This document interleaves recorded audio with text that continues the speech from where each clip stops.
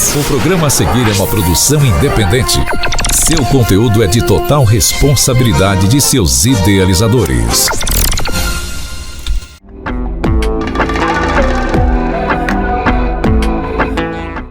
Mais uma vez, mais uma semana estamos aqui no programa Direitos e Desafios no Mundo dos Neurodivergentes.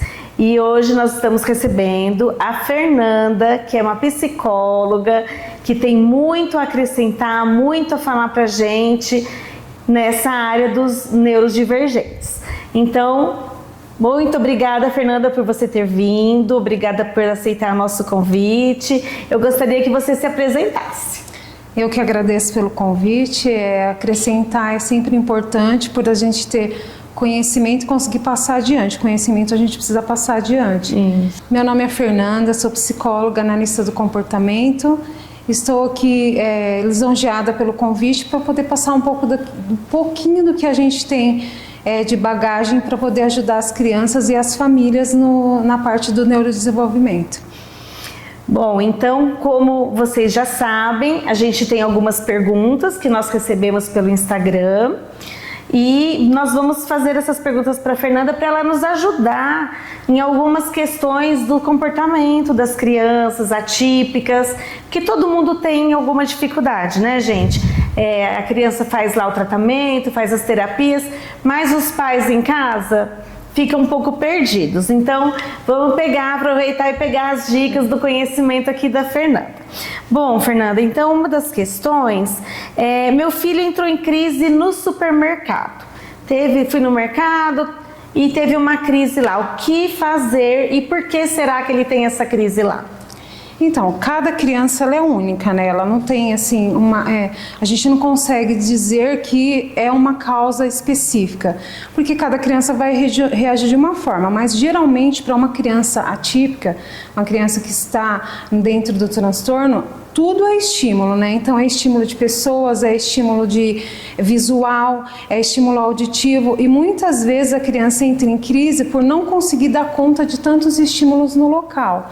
Então, o ideal é a gente trabalhar sempre com antecedência. Se eu sei que meu filho sempre vai ao mercado e em certo momento ele apresenta o comportamento inadequado, eu tenho que prestar atenção e perceber o antecedente. Sempre existe um antecedente que vai causar isso. Já que eu não consigo, perceber isso, o que eu tenho que fazer? Eu tenho que tentar tirar a minha criança desse local, porque dá bronca, brigar, aí começam muitas pessoas falarem, um dá opinião, outro dá opinião, e aí acaba que a criança fica mais perturbada e fica mais desconexa com o ambiente e vai ficar mais inadequada. Então o ideal é tirar a criança do ambiente e acalmar essa criança e sempre prestar atenção nos momentos em que essa criança fica dessa forma.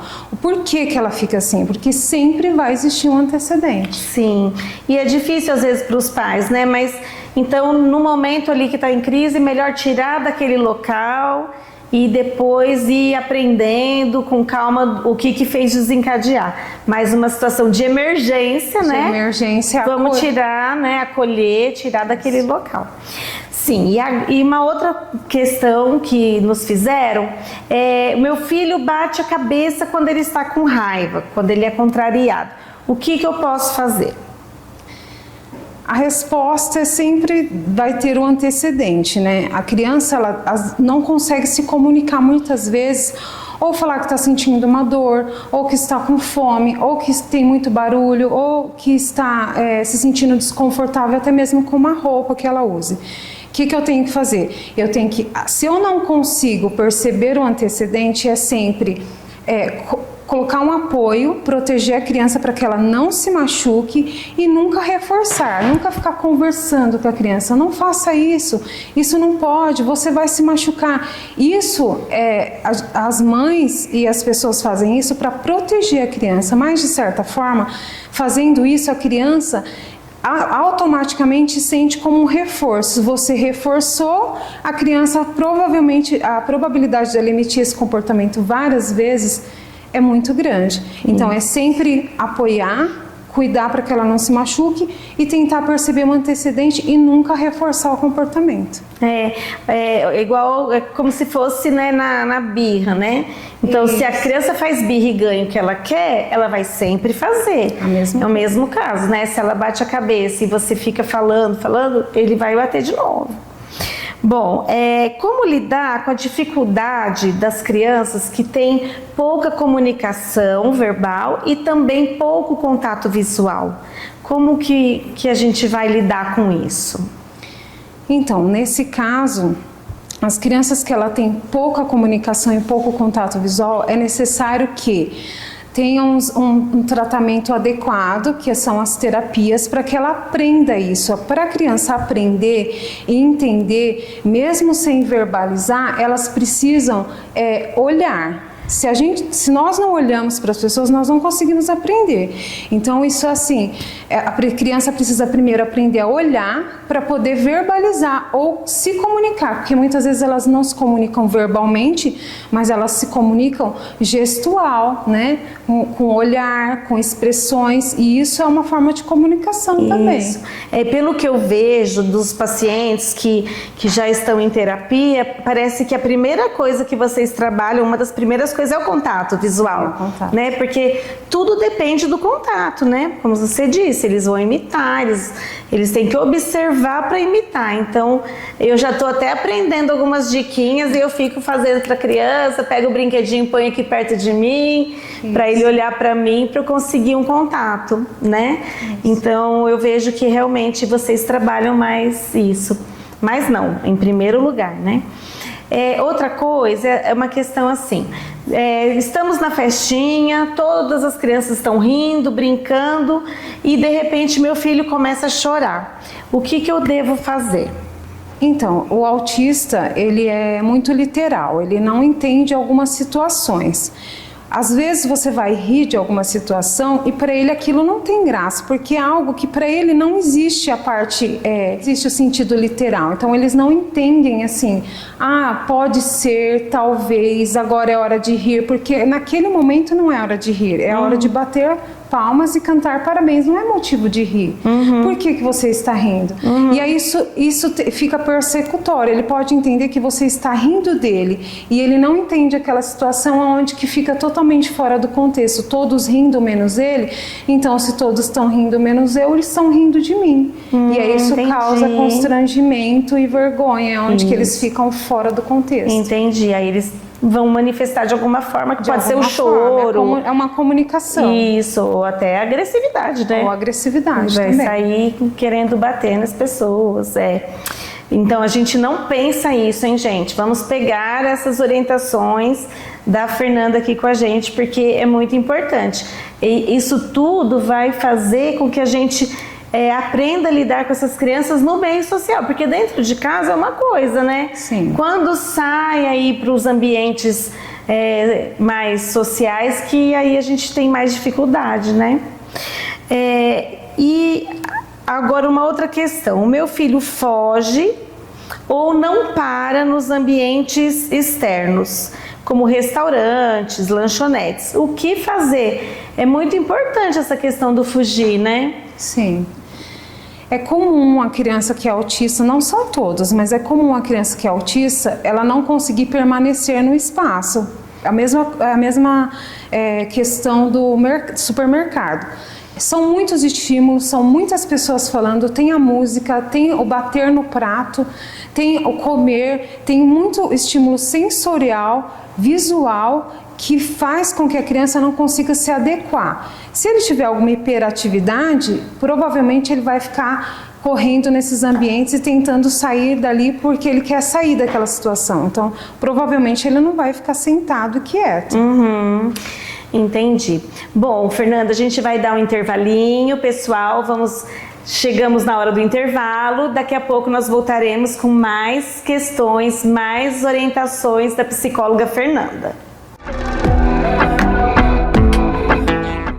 Seu melhor amigo merece o melhor cuidado, não é mesmo? Na Clínica Veterinária Dr. Pet, nós entendemos isso. Aqui a saúde do seu pet é nossa prioridade, com consultas, cirurgias, vacinas. Uberdog e um atendimento completo. E para a felicidade dele, oferecemos um spa completo, banho relaxante, dose higiênica ou personalizada por raça, deixando ele lindo e cheiroso. Cuidamos da saúde e da beleza com todo o carinho que ele merece. Vem para a Clínica Veterinária Dr. Pet, onde seu pet é tratado com amor. Tem momentos na vida em que o estilo faz toda a diferença. Na Galvani você encontra o traje perfeito para qualquer ocasião. Casamentos, formaturas e eventos especiais. Transforme seu visual com elegância. Dos detalhes ao caimento, cada peça foi feita para valorizar o seu momento. Qualidade, sofisticação e o ajuste perfeito do jeito que você merece. Galvani, aluguel de trajes masculinos. Rua Campos Sales, 581 no piso superior da H. no centro de Mococa. Galvani, aluguel de trajes masculinos. Vista-se de elegância. Pinheirinho Supermercados, tradição e confiança. As melhores ofertas você encontra aqui. De segunda a quarta, Hortifruti Pinheirinho Supermercados. Frutas e legumes com qualidade em primeiro lugar. De quinta a domingo, ofertas especiais do final de semana. Açougue qualidade premium. Padaria e rotisserie. Completo pra você. Restaurante Pinheirinho. Todos os dias das 11 às 14 horas. Compre online www.pinheirinhoonline.com.br. Acompanhe nossas redes sociais, @Pinheirinho Supermercados e aproveite nossas ofertas. Bom, pessoal, estamos de volta. Vamos continuar o nosso papo com a Fernanda, que é psicóloga aqui de Mococa, psicóloga comportamental, e está aqui nos ajudando, nos dando várias dicas de como lidar com as crianças atípicas. E vamos continuar respondendo as questões que o pessoal mandou pelo Instagram, pelas redes sociais. Fernanda, tem muitas pessoas aqui perguntando o que fazer quando o filho se joga no chão quando ele é contrariado. A criança, a tendência de toda criança é tentar conseguir aquilo que ele quer, né? Em alguma vez que ele tentou fazer isso e ele foi reforçado, obviamente ele vai repetir esse comportamento. Então, são todas as crianças, não é só as crianças autistas, né? Ou criança que tem transtorno opositor desafiador. Então, assim, sempre que ele emitir sempre proteger para que a criança não se machuque e não reforçar. E o reforçar é olhar. A criança, ela vai emitir algum comportamento inadequado e ela vai olhar para você, porque ela deseja que você reforce aquilo como positivo, porque é algo que ela vai conseguir. Então ela se jogou, se bateu, ali ela ficou ali, você fica, finge que não está vendo, vê se não vai se machucar, finge que não está vendo, mas ela olha para você no que você bateu o olho nela, reforçou, ela vai continuar até conseguir, porque aí acaba que a mãe, né, fica preocupada, vai se machucar, então acaba cedendo. E o comportamento inadequado a gente tem que tentar, na maioria das vezes, extinguir, mas isso gradativamente, né, de pouquinho a gente vai moldando e modelando o comportamento da criança. Eu costumo falar que o reforço é o que nos move, né? Então a gente trabalha para receber um dinheiro, é sempre uma recompensa que a gente quer. Então a gente dá um sorriso para conseguir um sorriso da pessoa. É sempre uma troca, né? Uma troca. E aí nesse ponto a criança vai se jogar porque ela quer atenção, ela quer um olhar, ou ela quer o que ela está pedindo lá. E aí se der, vai ficar fazendo sempre, né? Sempre. Porém, é difícil lidar, né? A gente sabe que é difícil, mas vamos aí, vamos aprendendo, gente. Bom, aí, agora uma questão muito importante, que todo mundo passa por isso. Quando eu tiro o celular do meu filho, ele fica irritado, agressivo, se joga, enfim. Como que a gente vai fazer com esse celular que está sendo muito difícil tirar o celular das crianças? A questão do celular já é uma questão científica, né, que já foi comprovado que o celular tem a quantidade de tempo que pode se usar por dia.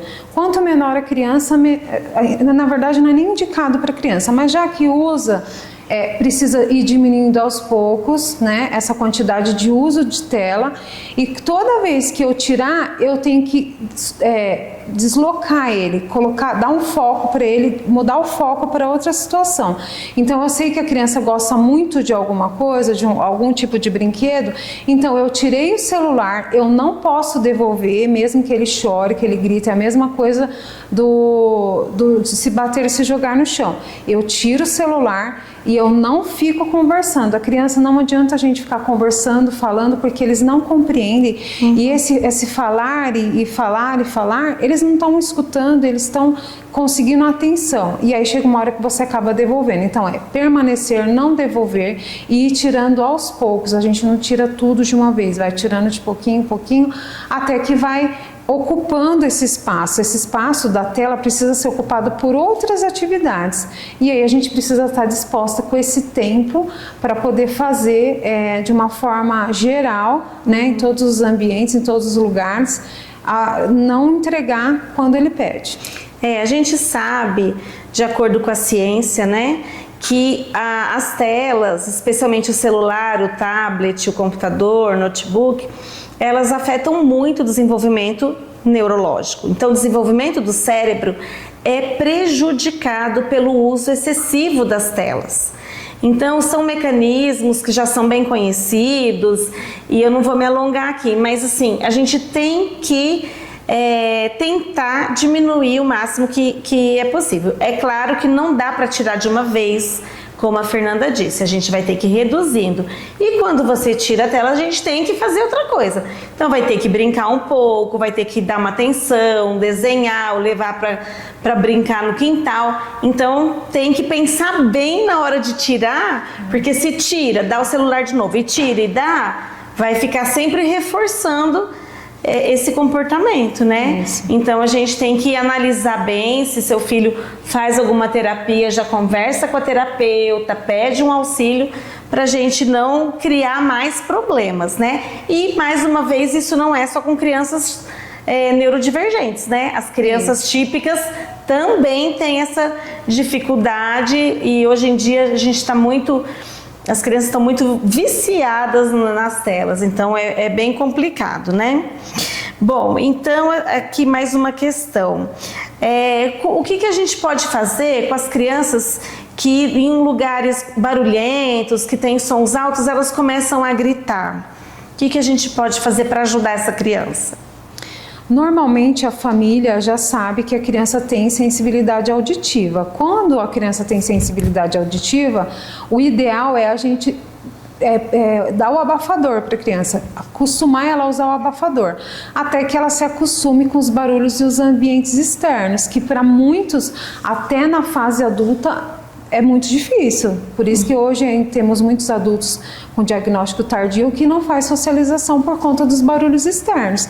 Então é perceber o que a sua criança tem, o que a sua criança precisa, sempre estar em terapia, conversar com os terapeutas que acompanham ela para entender e ter a orientação e uma psicoeducação de família para que isso possa transcorrer de forma mais tranquila. Sim, é muito importante, né?